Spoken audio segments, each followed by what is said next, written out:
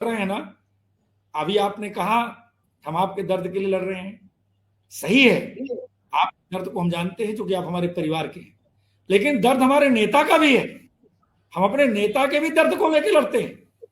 उन्होंने आपके सम्मान के लिए निर्णय लिया, उसको उन्होंने बदलने का काम किया, कि हमारे नेता का भी दर्द है, जिस दर्द को लेकर हम आज लड़ रहे हैं, उसी भरोसे पर हम आपसे कह रहे हैं, उसी विश्वास पर हम आपसे कह रहे हैं कि राष्ट्रीय अध्यक्ष जी, जब हम लोग को मौका मिलता है, अकेले में बैठते हैं, तो हम लोगों से कहते भी हैं, आप इन साथियों की लड़ाई को आगे बढ़ाइए, चाहे 69,000 का हो। आप सोचो क्या दोष है 69,000 के बच्चों का।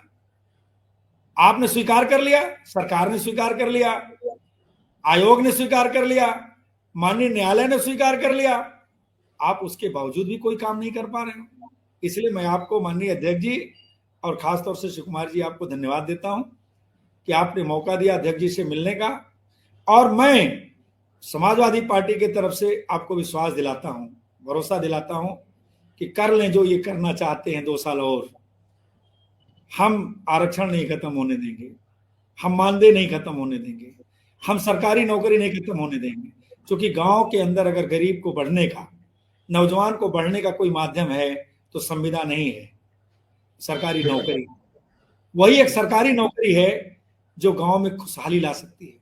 हर माँ बाप पेट काट करके, भूखे रह करके, एक रातों रात जग करके सपना देखता है कि मेरा बेटा हजारों किलोमीटर दूर एक छोटे से कमरे में रहकर पढ़ता है। भारतीय जनता पार्टी उस दर्द को नहीं जानती है। वो तो पूंजीपतियों को, वो तो उन लोगों के लिए काम कर रही है जो उनके लिए सरकार बनाते हैं, जो उनके लिए डोनेट करते हैं, जो उनके चुनाव लड़ने के लिए पैसा देते हैं। उनको गरीब से क्या लेना ला देना है? वो तो समाज को गरीब बनाना चाहते हैं, पूंजीपतियों के पैसे से समाज को खरीदना चाहते हैं। इसलिए अध्यक्ष जी, मैं आपको विश्वास दिलाता हूं कि समाजवादी संविधान पर भरोसा रखती है। समाजवादी अपने उन तमाम महापुरुषों का जो सपना था, और जो डॉक्टर लोहिया का सपना था, जो बाबा साहब का सपना था, हमारे नेताजी की जो इच्छा थी कि गांव में रहने वाले बूढ़े बाप के चेहरे पर मुस्कान होनी चाहिए, हमारी बूढ़ी माँ के शरीर पर सुंदर कपड़ा होना चाहिए, उसके चेहरे जो समय से पहले मुरझा जाते हैं, उम्र के पहले जो मेरी माँ बूढ़ी लगने लगती है, वो कैसे अपना जीवन जिए, उसके लिए समाजवादियों ने काम किया है। श्रद्धेय नेताजी ने समय रहते हुए हमें बड़ा शानदार नेता दिया है, आदरणीय अखिलेश जी के रूप में। घेर ले भारतीय जनता पार्टी जितना घेरना चाहती है, लेकिन वो जज्बा, वो तेवर, और वो आज तो मैं भारतीय राजनीति में दावे के साथ कह सकता हूं, देश की राजनीति में जो विजन आदरणीय अखिलेश यादव जी के पास है, शायद भारतीय राजनीति में जुजबे किसी के पास वो विजन होगा जिसको आदरणीय अखिलेश जी ने 12 से 17 में दिखाया। आप किसी क्षेत्र में काम कर लो, किसी क्षेत्र में आप देख लो, आप आधार के साथ चर्चा करो, आधारहीन चर्चा करने से कोई फायदा नहीं मिलने वाला है।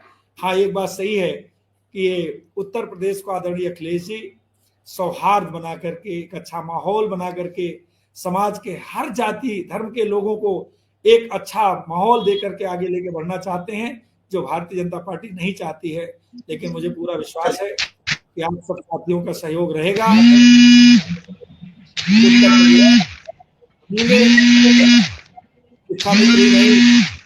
आशा बहु हमारे जो साथी बेसिक शिक्षा के साथियों का प्रमोशन रोक दिया गया, राम बाबू किया जाता, रात दिन उनका काम है पढ़ाने का, पढ़ाने से ज्यादा कई काम लिए जा रहे हैं।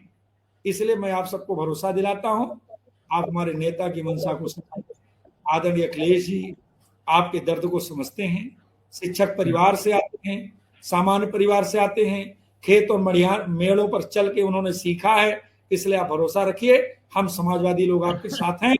केवल अब चूंकि सरकार उनकी है, इसलिए इस समय लड़ाई में हम आपके साथ हैं। अब बाकी भरोसा है आपके साथ, चूंकि हमारे नेता जो कहते हैं उसको करते हैं, और फिर आपको जब घोषणा पत्र देंगे तो उसमें फिर लिख कर देंगे। आपको भरोसा दिलाता हूं, और मुख्यमंत्री बनेंगे, पहले कैबिनेट में ही महंगाई भत्ता सहित जो इन्होंने 5 साल 8 साल में लिया है, तो हम एक साथ आपको वापस ब्याज सहित वापस करेंगे, इस बात पे भरोसा दिलाते हैं और आप सबका आभार प्रकट करते हैं, खासतौर से।